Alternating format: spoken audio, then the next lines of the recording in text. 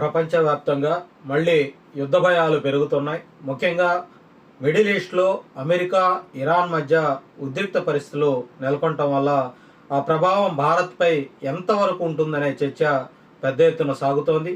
యుద్ధం ఎక్కడ జరిగినా దాని ప్రభావం ప్రపంచ దేశాలన్నింటిపైన పడే అవకాశం ఉంటుంది. భారత్ కూడా దీనికి ఏమాత్రం కూడా మినహాయింపు కాదు. ఈ పరిస్థితుల్లో భారత ఆర్థిక వ్యవస్థ, ఇంధన ధరలు, రక్షణ రంగం, సాధారణ ప్రజల జీవన విధానం ఎలా ప్రభావితమవుతుందో ఈ వీడియోలో వివరంగా తెలుసుకునే ప్రయత్నం చేద్దాం. మొదటగా యుద్ధం అంటే వెంటనే గుర్తుకు వచ్చేది పెట్రోల్, డీజిల్ ధరలు. భారత్ తన ఇంధన అవసరాల్లో పెద్ద భాగాన్ని విదేశాల నుంచి దిగుమతి చేసుకుంటుంది. ముఖ్యంగా మిడిల్ ఈస్ట్ దేశాలపై మన భారతదేశం ఆధారపడుతుంది. అక్కడ యుద్ధం మొదలైతే సరఫరా అంతరాయం కలగటం సహజం. దీంతో అంతర్జాతీయ మార్కెట్లో ముడి చమురు ధరలు ఒక్కసారిగా పెరిగిపోతాయి. ఆ ప్రభావం భారత్లో కూడా కనిపిస్తుంది. పెట్రోల్, డీజిల్ ధరలు పెరిగితే రవాణా ఖర్చులు పెరుగుతాయి. దాంతో కూరగాయల నుంచి నిత్యావసర వస్తువుల వరకు కూడా అన్ని ధరలు పెరిగే అవకాశం ఉంటుంది. అంటే యుద్ధం దూరంలో జరిగినా దాని భారాన్ని భారత ప్రజలే మోయాల్సి వస్తున్న పరిస్థితి అయితే ఎదురవుతోంది. ఇక ఆర్థిక వ్యవస్థపై ప్రభావం కూడా చాలా కీలకమనే చెప్పాలి. యుద్ధ భయాలు గనక పెరిగితే స్టాక్ మార్కెట్లు అస్థిరంగా మారతాయి. విదేశీ పెట్టుబడిదారులు తమ పెట్టుబడులను వెనక్కి తీసుకునే అవకాశం ఉంది. దీంతో సెన్సెక్స్, నిఫ్టీ వంటి సూచీలు పడిపోతాయి. రూపాయి విలువ కూడా డాలర్తో పోలిస్తే తగ్గే ప్రమాదం ఉంటుంది. రూపాయి బలహీనపడితే దిగుమతులు మరింతగా ఖరీదయ్యే అవకాశం ఉంది. ఇది దేశ ఆర్థిక పరిస్థితిపై మరింత ఒత్తిడిని పెంచుతుంది. రక్షణ రంగంలో ఖర్చులు కూడా మరింత పెరుగుతాయి. యుద్ధ పరిస్థితులు ఉన్నప్పుడు దేశ భద్రతకు ప్రభుత్వం ఎక్కువ ప్రాధాన్యత ఇస్తుంది. సరిహద్దుల్లో భద్రతా బలగాలను పెంచడం, ఆయుధాలు కొనుగోలు చేయటం, రక్షణ వ్యూహాలను బలోపేతం చేయటం వంటి చర్యలను తీసుకుంటుంది. ఇవన్నీ భారీ వ్యయం అవసరం చేసే అంశాలు. దీంతో ఇతర అభివృద్ధి కార్యక్రమాలకు కేటాయించే నిధులు తగ్గే అవకాశం ఉంటుంది. భారతీయుల విదేశీ ఉపాధిపై కూడా ఈ ప్రభావం ఉంటుంది.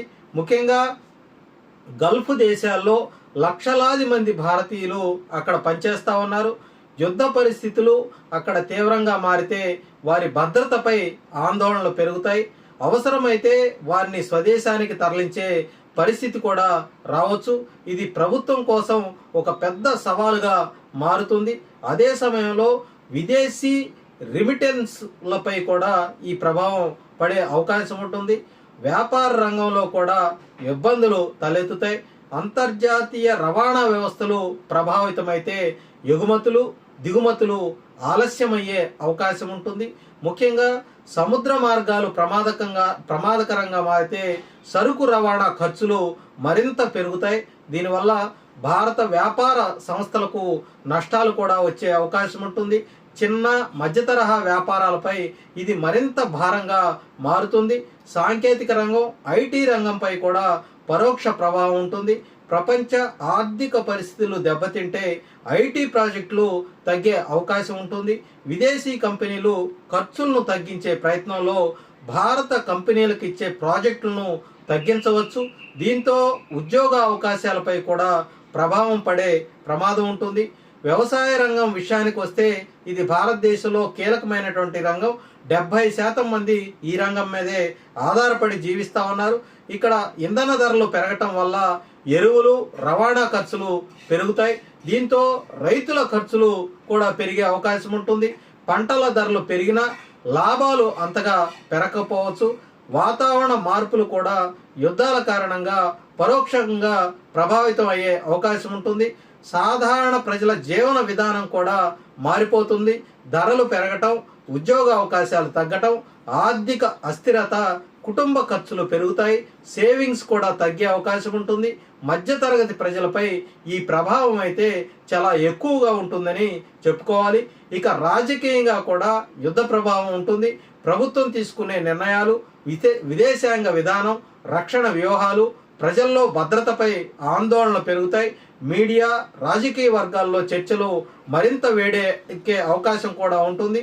అయితే ఈ పరిస్థితుల్లో భారత్కు కొన్ని అవకాశాలు కూడా ఉంటాయి. ప్రపంచ దేశాలు ప్రత్యామ్నాయ సరఫరా మార్గాలను వెతికేటప్పుడు భారత్ కీలక పాత్ర పోషించే అవకాశం ఉంది. తయారీ రంగంలో, రక్షణ రంగంలో పెట్టుబడులు పెరిగే అవకాశం ఉంది. మేక్ ఇన్ ఇండియా వంటి కార్యక్రమాలకు ఇది ఒక రకంగా ప్రోత్సాహం కలిగించే అవకాశం ఉంటుంది. మొత్తానికి యుద్ధం అనేది కేవలం రెండు దేశాల మధ్య సమస్య కాదు, ఇది ప్రపంచవ్యాప్తంగా ప్రభావం చూపే అంశం. భారత్ వంటి పెద్ద దేశం ఆ ప్రభావాన్ని అనుభవించాల్సినటువంటి పరిస్థితి అయితే తప్పనిసరిగా ఉంటుంది. ఇంధన ధరలు, ఆర్థిక పరిస్థితులు, భద్రత ఇవన్నీ కూడా కలిసి ప్రజల జీవితాలపై ప్రభావం చూపుతాయి. ఈ నేపథ్యంలో ప్రభుత్వం ముందస్తు చర్యలు తీసుకోవటం, ప్రజలు కూడా జాగ్రత్తగా ఆర్థిక ప్రణాళికలు రూపొందించుకోవటం తప్పనిసరిగా అవసరం. ప్రపంచ పరిస్థితులు ఎలా మారినా భారత్ తన స్థిరత్వాన్ని కాపాడుకోవటం కూడా అత్యంత కీలకం. ఇదే ఈ పరిస్థితుల్లో భారతదేశం ముందున్నటువంటి ప్రధానమైనటువంటి సవాళ్లుగా మనం చెప్పుకోవచ్చు.